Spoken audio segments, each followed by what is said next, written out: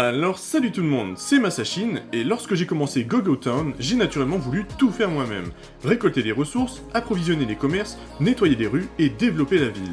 Mais en progressant, j'ai découvert 7 éléments qui auraient pu me simplifier considérablement les premières heures. Première chose, accueillir régulièrement de nouveaux habitants. Au début, notre ville est principalement fréquentée par des touristes. Ces derniers viennent profiter des commerces et dépenser leur argent, mais certains visiteurs peuvent également décider de s'installer. Pour les accueillir, il faut généralement répondre à une demande particulière. Je vous conseille de les faire dès que vous en avez l'occasion. Les habitants ne servent pas uniquement à rendre la ville plus vivante.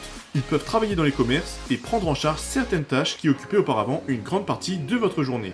Deuxième chose, prévoyez suffisamment de logements. Recruter des habitants est utile, mais encore faut-il pouvoir les installer correctement. Si vous souhaitez qu'un nouvel habitant travaille pour vous, il devra disposer d'un logement. Il vaut donc mieux anticiper et construire régulièrement de nouvelles habitations plutôt que d'attendre d'avoir besoin de main-d'œuvre. Troisième chose, et c'est peut-être la plus importante, déléguer les tâches dès que possible. Pendant les premières heures, GoGo Town nous demande de participer directement au fonctionnement de la ville. Cette implication est assez amusante au début, mais elle peut rapidement devenir répétitive lorsque la ville commence à s'agrandir. Heureusement, la progression permet de confier certaines de ces activités aux habitants. Pour ma part, la délégation de la collecte et du nettoyage a réellement amélioré mon expérience. Du coup, je pouvais enfin consacrer davantage de temps à la construction, à la décoration et au développement général de la ville. Quatrième chose, réfléchissez à l'organisation de votre ville. Lorsque l'on débloque un nouveau bâtiment, il peut être tentant de le placer immédiatement dans le premier espace disponible. Des bâtiments trop éloignés les uns des autres peuvent compliquer les déplacements et rallonger les livraisons. A l'inverse, regrouper intelligemment certains services facilite le travail des habitants. Évidemment, il n'est pas nécessaire de rechercher une organisation parfaite dès le début, mais conserver suffisamment d'espace et penser aux futures extensions peut éviter de devoir modifier une grande partie de la ville un peu plus tard. Cinquième chose, automatiser les livraisons grâce aux coursiers. Lorsque la ville commence à s'agrandir, approvisionner manuellement chaque commerce devient rapidement contraignant. Les coursiers permettent d'automatiser le transport des marchandises entre les zones de production, les espaces de stockage et les différents commerces.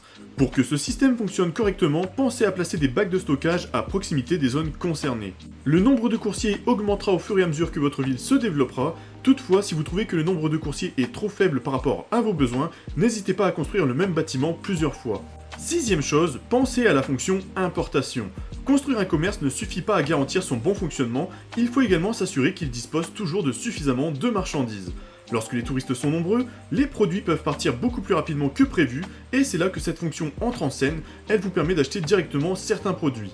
Enfin, septième chose, utilisez la fonction déblocage. Cette fonction sert avant tout à vous sortir d'une situation dans laquelle votre personnage serait bloqué, mais elle possède également une seconde utilité très pratique, elle vous téléporte immédiatement à la gare. Lorsque vous vous trouvez loin du centre-ville, vous pouvez donc utiliser cette fonction pour revenir rapidement sans avoir à traverser toute la carte. Voilà les 7 conseils et astuces que je souhaitais partager avec vous, surtout si vous débutez sur GoGo Town, qui vous permettront, je le crois, de profiter beaucoup plus sereinement du jeu. N'hésitez pas à partager vos propres astuces dans les commentaires, et moi je vais vous dire à très bientôt.